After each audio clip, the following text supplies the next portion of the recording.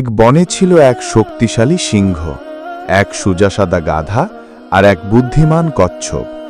তারা ছিল পরম বন্ধু। সবার মাঝে সবচেয়ে দুর্বল ছিল গাধা, কিন্তু তার ঈমান ছিল সবচেয়ে মজবুত। একবার বনে দেখা দিল এক বড় খরা, খাবার নেই, পানি নেই।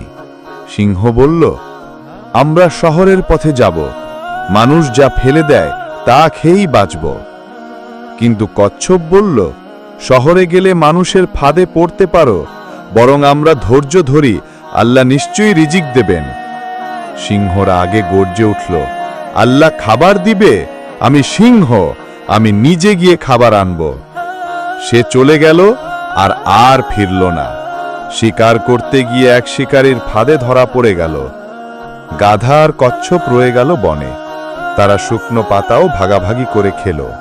কচ্ছপ সবসময় গাধাকে দোয়া শিখাত, বলতো, ধৈর্য ধরো, আল্লাহ রিজিক দেন পাখিকেও, যারা সকালে খালি পেটে বের হয়।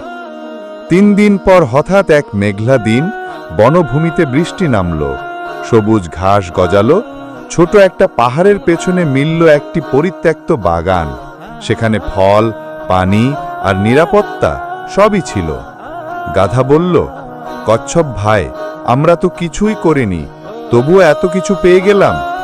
কচ্ছপ হেসে বলল, তুমি করেছ। তাওবা, ধৈর্য আর ভরসা, আল্লাহ তার বান্দাদের কখনো ফেলে দেন না।